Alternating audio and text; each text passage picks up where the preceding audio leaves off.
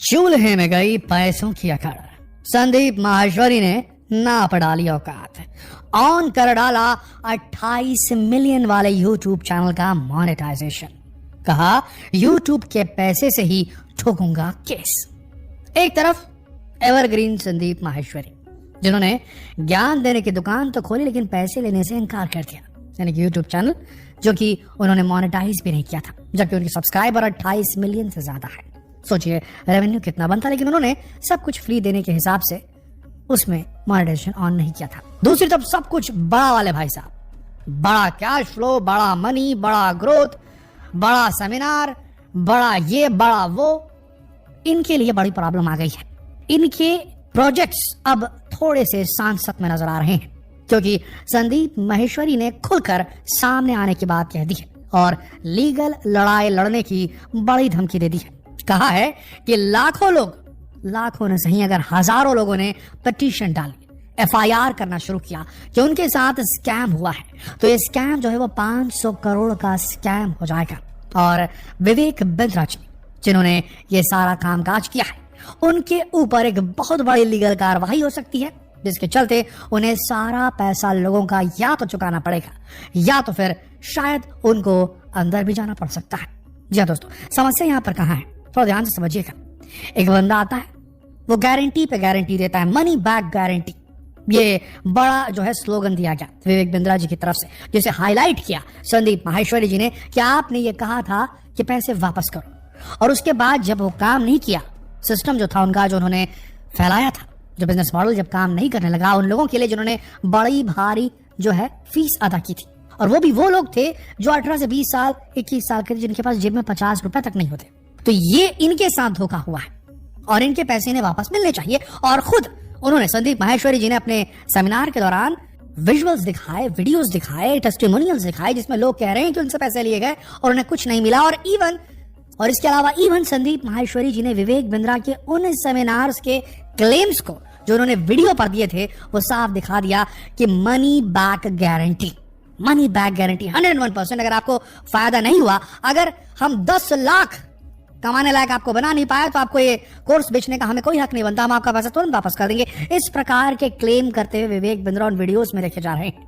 अब यहां पर एक बड़ी बात है, क्या होगा विवेक बिंद्रा का? उनका बिजनेस क्या बंद हो जाएगा? क्या उनके ऊपर जिस प्रकार से आह्वान किया संदीप माहेश्वरी जी ने, एक बकायदा वीडियो बनाया जिसमें #स्टॉप विवेक बिंद्रा को हाईलाइट करने के लिए कहा है, उन्होंने पूरे देश के युवाओं से आह्वान किया है जो कि आईबीसी के जाल में फंस गए थे, जिस प्रकार से जाल बताया जा रहा है संदीप माहेश्वरी जी की तरफ से। विवेक बिंद्रा जी की जो स्कीम थी इंडिपेंडेंट बिजनेस कंसल्टेंट बनाने का, और उन्हें झांसा दिया गया था जिस प्रकार से कि वो काफी सारा पैसा कमा सकते हैं, इसलिए वो कोर्स पे अपने पैसे इन्वेस्ट करें 50 से 60 हजार। उसके बाद विवेक बिंद्रा जी जो हैं, जो कि नेशनल लेवल के बेहतरीन कंसल्टेंट है, बिजनेस कंसल्टेंट है, जिनके पास जो बोला जी एक्सपीरियंस है मारुति सुजुकी के साथ डीलिंग करने का, उनकी प्रॉब्लम्स को सॉल्व करने का, टाटा मोटर कॉर्प्स के साथ में उनके प्रॉब्लम्स को सॉल्व करने का, बिजनेस कंसल्टेंसी प्रोवाइड करने का, जिनके पास में तो बड़ा जो है बोलना चाहिए एक्सपीरियंस है, वो ये एक्सपीरियंस इन लड़कों को जो कि नए नए अभी स्कूल कॉलेज से निकले हैं उन्हें देने वाले थे, और आईबीसी उन्हें बनाने वाले थे, जिसके एवज में 50-60 हजार रुपए, ये जो भी रकम तय की जाती थी, बड़ी रकम होती थी, वो उनसे एज अ फीस लेते थे। अब यहां पर ध्यान दीजिएगा इस बात को दोस्तों, विवेक बिंद्रा जी का बिजनेस मॉडल क्या था, क्या वो वर्क किया नहीं किया, ये एक अलग ही सब्जेक्ट है पूरी तरीके से।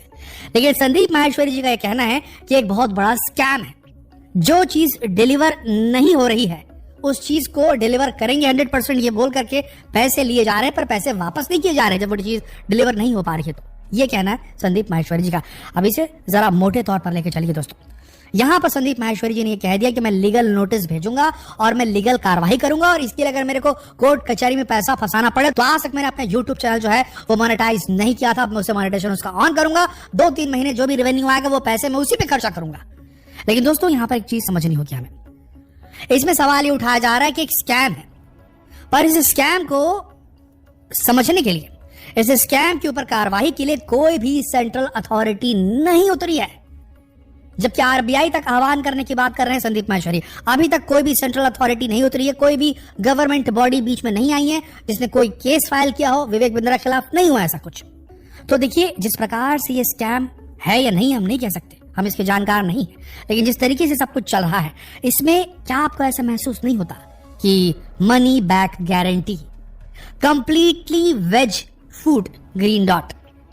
Completely safe for pregnant women, भले उसमें अजीनोमोटो डाला हो, जो कि प्रेगनेंसी की हालत में महिलाओं के लिए खतरनाक होता है। 100% फ्री फ्रॉम पर्टिकुलर केमिकल, जो कि आपका नुकसान पहुंचा सकता है। 100% ऑर्गेनिक विदाउट प्रिजर्वेटिव। आप समझ रहे हैं हम कहां जा रहे हैं? दोस्तों, हमारे देश में सिर्फ विवेक बिंद्रा नहीं, बहुत सारे ऐसे लोग हैं जो money back guarantee, 100% placement, 100% selection in IIT and medical colleges, जो दावे किए 100% ऑर्गेनिक, 100% प्रिजर्वेटिव फ्री, इस प्रकार के जो दावे किए जाते हैं, इसको पकड़ने वाली या रेगुलेट करने वाली या मॉडरेट करने वाली कोई अथॉरिटी क्या भारत के अंदर नहीं है? और अगर है तो क्या किसी भी प्रोडक्ट, चाहे वो शिक्षा का एक प्रोडक्ट हो, किसी स्किल को सिखाने वाला कोई कोर्स हो, या फिर कोई फिजिकल प्रोडक्ट हो जिसको इंसान कंज्यूम करते हैं, कोई भी चीज हो, क्या इसके लिए एक सेंट्रल अथॉरिटी नहीं होनी चाहिए? और अगर है तो क्या उसे ज्यादा पावर्स नहीं दी जानी चाहिए?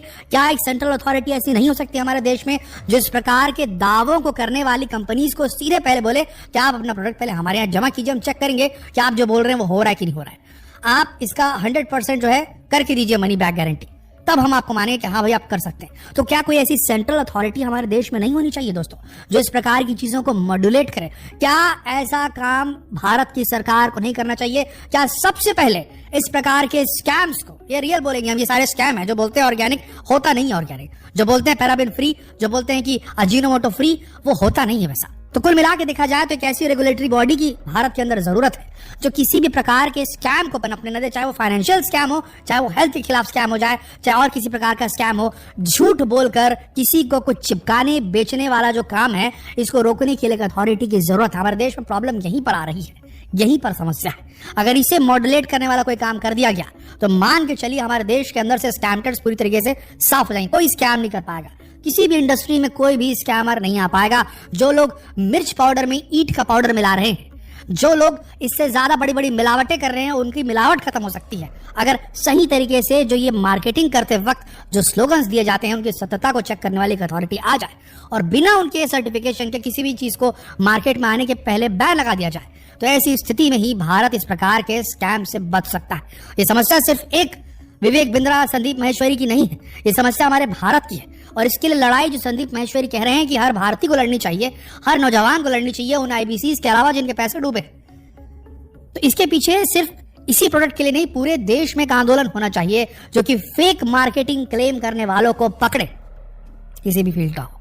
अगर ये हुआ तो हमारा देश जो है समझ लीजिए सेफ हो जाएगा। बताइए, ऐसे देश में हम रहते हैं जिसे हाइपरटेंशन का कैपिटल कहा जाता है, ब्लड प्रेशर वालों का। हम ऐसे देश में रहते हैं जिसे डायबिटीज कैपिटल कहा जाता है।